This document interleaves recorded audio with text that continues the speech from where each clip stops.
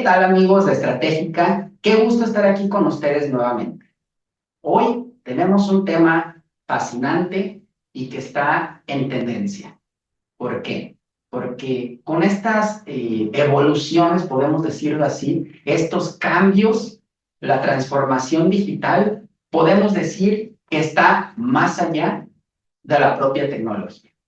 Y para hablarnos de ello, pues está naturalmente la maestra Aglaé Villalobos Escobedo, que ya es candidata a doctora en Ciencias Administrativas y Gestión del Desarrollo. La maestra pues tiene un posgrado de maestría en Administración, tiene también una maestría en Educación con enfoque en educación virtual en línea y pues es candidata a doctora. Entonces, pues vamos a darle la bienvenida. Hola, ¿qué tal? ¿Cómo están? Mucho gusto. Me da mucho gusto estar compartiendo de nuevo este video, este podcast con el doctor, ya casi doctor Cristian Arturo Quiroga, que también pues ha estado estudiando temas de ciencias de la administración y la gestión para el desarrollo. Y bueno, seguimos con el ánimo que tenemos con este podcast de divulgar un poco más sobre conceptos interesantes de nuestra área. Y la verdad que estamos muy contentos, muy emocionados porque nos estamos ahora sí que abriendo a esta posibilidad de analizar la transformación digital, que como bien mencionaba, pues está en boga, pero no es nueva. Entonces vamos a hablar un poquito sobre eso y pues bueno, adelante. Sí, pues yo creo que valdría la pena que nos platicara qué es, cómo ha surgido, porque es un concepto hasta cierto punto complicado. No es tan fácil que todos digamos, la transformación digital la entiendo perfectamente y sé qué es. Sí, muy bien, pues podríamos empezar platicando con cómo entender este fenómeno, ¿no? Este fenómeno de la transformación digital y lo pudiéramos ver de manera macro, un poco más, como un contexto donde vamos a vernos los diferentes agentes, tanto los ciudadanos, en este caso ya digitales, que tenemos cuentas en diferentes plataformas y que estamos haciendo incluso pues ventas, compras e inclusive ya pues algunas interacciones con las instituciones gubernamentales, por ejemplo, ¿no? Pero más allá de este contexto, también lo podemos ya aterrizar a lo que son las organizaciones como las empresas. Dentro de las empresas también se llevan en estos procesos que tienen ellos transformaciones digitales. Y es ahí donde vamos a poder ver que hay algunos autores, por ejemplo, vamos a mencionar a dos de ellos. Weritz, por ejemplo, ya menciona que es un proceso complejo y en este proceso complejo hay muchas interacciones y dentro de este proceso lo que está tratando de hacer la organización es reinventarse, reinventar su valor, en este caso el valor, cómo lo percibe el cliente, porque también respondemos a esas exigencias del mercado como empresa. Y la otra cuestión sería que también se reinventan además la propia organización, la propia identidad de la organización. Eso es por un lado. Por otro lado, encontramos a Bosch 2022 también, que menciona que es la transformación digital en las empresas, es esta capacidad que tiene la empresa para adaptarse precisamente a estos nuevos contextos de transformación digital a través de las tecnologías de información, que es la que ya conocemos, pero que ahora va en boga. Por ejemplo, la inteligencia artificial, lo que son el trabajo en la nube, el Big Data, y bueno, una variedad de estas herramientas. Pues yo creo que fue una explicación muy clara y creo que también sería conveniente preguntar cómo se ve la transformación digital en este mundo globalizado y en particular, dónde nos posicionamos nosotros como mexicanos. Sí, así es. Bueno, actualmente se está evaluando, por ejemplo, la competitividad digital, que está muy de la mano con esa transformación digital, con este contexto que estamos platicando, y que tiene que ver con evaluar, por ejemplo, qué también estamos preparados para implementar ese tipo de herramientas.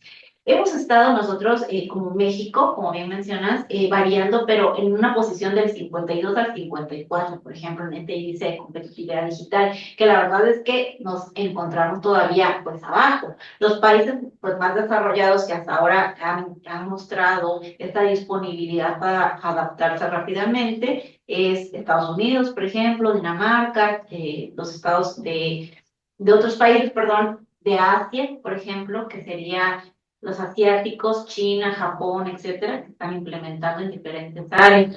Pero México, pues está allí dando la batalla y lo interesante es que las empresas grandes ya están adquiriendo los bancos, podemos ver un ejemplo en ello, ¿no? La banca móvil, el poder agilizar mejor nuestros trámites a través de estas empresas y pues la compra en línea, el e-commerce que ha incrementado muchísimo. Entonces podemos ver que México, si bien va allí, pues no tan arriba, va luchando por estar bien en tres dimensiones prácticamente, que son las que evalúan, ¿no? Una de ellas sería estar preparados para el futuro, que es este cambio que tenemos que hacer en las herramientas, estar con el conocimiento, en este caso conocimiento también técnico, pero también de gestión a través de estas herramientas, y pues tener las herramientas, la parte tecnológica.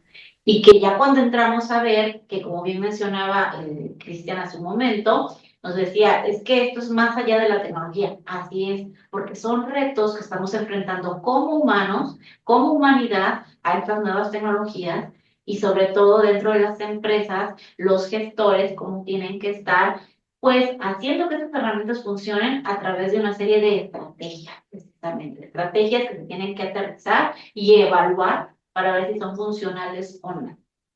Muy bien. Me llamó la atención que hablaba de las empresas grandes, pero ¿qué pasaría si yo voy iniciando mi negocio, soy un emprendedor o tengo una empresa, pero es pequeña, es de las pymes? ¿Y cómo pudiera yo traer ese mundo tan interesante que es el de las tecnologías, esa transformación? ¿Cómo la pongo en mi negocio?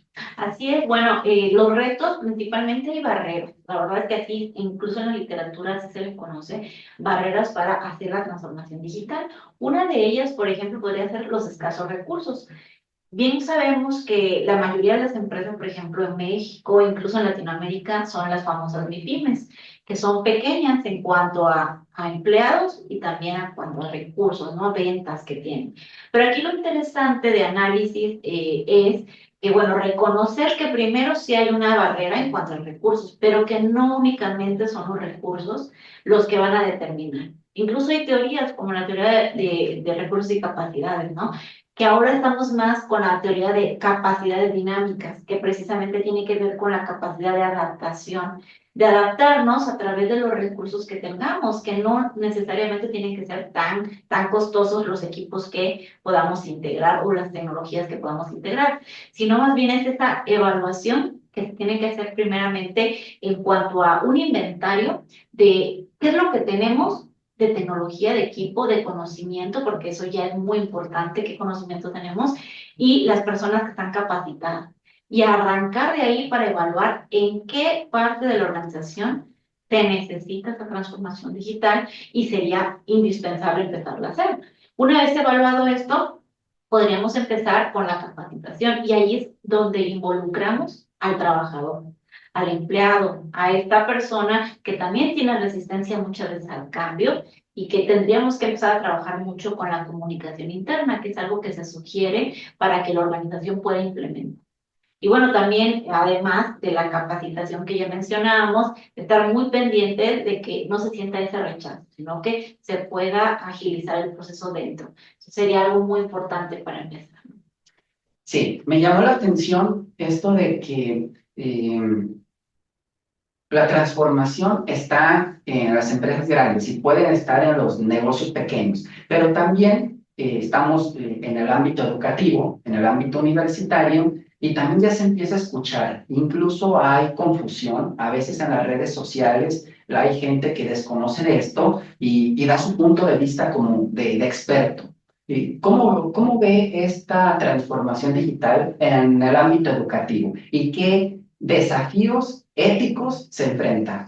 Sí, bueno, esa es una parte muy interesante. Toda esta nueva tecnología está dando estos desafíos éticos también, tanto dentro de la organización, como decíamos en las empresas que ahorita habíamos mencionado, la transparencia de la información, por ejemplo, la seguridad con la que puedan estar los empleados manejando este tipo de herramientas digitales. Pero también dentro, como bien mencionaba hace un momentito, en la educación, en la escuela, en la universidad, incluso en unos niveles mucho más bajos de educación, ya se está incorporando ese tipo de tecnología y que precisamente podríamos dividirlo en tres partes, ¿no? Para empezar el análisis, que sería el alumno, en este caso el profesor y la institución. Cada uno teniendo que hacer por su parte lo que le corresponde. Primero, pues el uso ético, que es utilizar la herramienta y no decir que nosotros la hicimos, sino fue así. Y utilizarla de manera discriminada, o sea, tratar de ver en qué sí y en qué no nos va a ayudar, porque si nos piden un análisis, tendríamos que hacerlo con nuestras propias palabras, ¿no? Pero si la vamos a utilizar, incluso en el estilo de citación, por ejemplo, más utilizado es APA, se puede citar y se puede referenciar en qué parte consulté algo y la puse en mi trabajo, ¿no? Como alumno, entonces, es dar el crédito, como siempre, al autor, y si es la guía la que nos está dando la información, pues citar y referenciar. En otro caso, de los maestros, también empezar ya a capacitarse, a ver cómo la IA está funcionando para los alumnos y no caer en el desprestigio a la IA, por ejemplo, ¿no? Hay que reconocerles el avance que se está teniendo y para qué sí podremos implementarla dentro del salón de clases o en alguna actividad y para qué no debería ser utilizada y tener muy claro esto, iniciar las sesiones, iniciado el plan de estudios que vamos a seguir.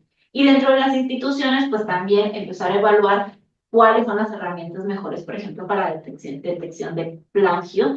Por ejemplo, hay unas que detectan y no son realmente, la IA no lo hizo, ¿no? Al final te puede salir un porcentaje alto, pero no fue la IA la que lo hizo. Y puede haber confusión y cierta frustración por parte del alumno, que están evaluando un trabajo y dicen que lo hizo la IA y no lo hiciste tú con mucho esfuerzo, con mucha dedicación, y eso pues también llega a la larga, pues un problema, ¿no? Un problema ético, de debate ético. Sí, exactamente. Esto me lleva a una experiencia. Estuvimos testeando ahí algunos software de los supuestos detectores de plagio, esto pues para estar en actualidad. Y efectivamente descubrimos que no son confiables. Entonces, esto es un llamado para las autoridades educativas que se deben de diseñar mecanismos para evaluar y, y trabajar adecuadamente tanto con la IA como con los correctores o con los medidores que supuestamente miden esto. Eso es algo muy importante. Es parte de la ética que se le exige al alumno, pero también se le debe de exigir a la institución, que haya un equilibrio entre cómo se le está evaluando y que sea, pues, objetivo. Ahora bien, retomando lo de los negocios, me quedé así con la inquietud de que ya lo habían implementado, pero ¿podría darnos algún ejemplo de alguna empresa que ya lo haya hecho? Claro, bueno, es importante poner algunos ejemplos de empresas grandes que ya hemos visto que han funcionado. ¿Y por qué las grandes? Bueno, más allá de por sus recursos, como decíamos, pues puede ser un ejemplo de lo que sí ha funcionado y lo que no ha funcionado. También podríamos ver esto, ¿no? Y siempre con esa precaución de ver que las tecnologías, como todo flujo de información que continúa en movimiento y en cambio constante, puede traer tanto efectos positivos como negativos. Sería pues una práctica más profunda, pero tendríamos que evaluar cuál sería el beneficio y cuál sería la otra parte que tal vez no estaría tan padre, ¿no? Pero ejemplos de lo que sí ha funcionado, de lo que con ánimos de implementación, por ejemplo, sería Zara, en este caso esta marca, que bueno, es una empresa más grande que Zara, pero que es una de sus marcas, pues ha desarrollado en cuanto al inventario.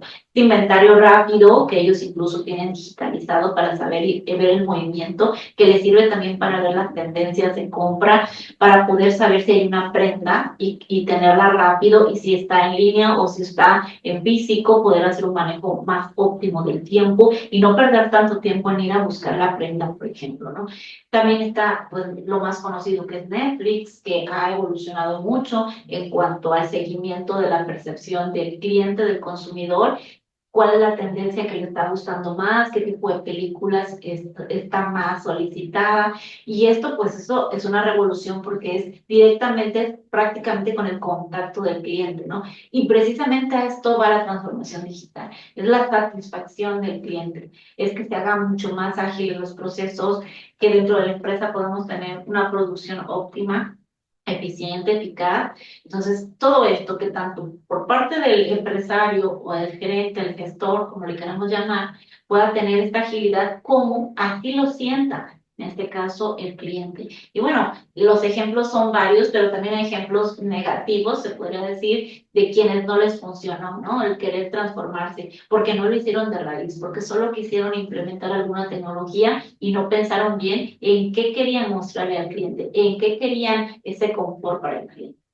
Bueno, tendremos Blockbuster, por ejemplo, de muchos más empresas que fueron a la quiebra por no darse cuenta de esta transformación, que sí tiene tecnología digital, tiene tecnología de información, pero en su base es un cambio de visión incluso de la organización, un cambio de negocio, ¿no? De estructura de negocio, de cultura organizacional, y pues es un nuevo ecosistema que hay que entender. Sí, exactamente. Hay que entender cómo debemos de evolucionar. Sin duda una plática muy enriquecedora, con conceptos pues novedosos para muchos de nosotros y muy interesantes para aquellos que desean aplicarlos a sus negocios. ¿Algún comentario que desea hacer, maestra, para cerrar este podcast? Sí, así es. Bueno, está muy interesante la plática ahorita que estamos viendo todos estos puntos. Hay mucho más que decir. La verdad es que la literatura está incrementando, sobre todo, les decía, en Estados Unidos, en países asiáticos. Pero lo interesante es que también nosotros vayamos viendo hacia dónde van, porque estos países llegan primero, hacen la ruptura, la disrupción tecnológica, pero luego nosotros como países seguidores también la vamos a estar adquiriendo. Entonces, buscar más información, empaparnos más de lo que está sucediendo y ver qué de esta tecnología la podemos implementar desde lo individual, desde ciudadanos digitales para protegernos incluso de estafas y demás, como de empresarios para saber qué sí podemos implementar.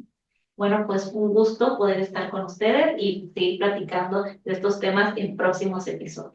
Así es, ha sido un gusto y pues en el próximo episodio vamos a hablar ya más en forma de la inteligencia artificial en nuestra vida diaria. Hasta la próxima. Nos vemos. Próxima.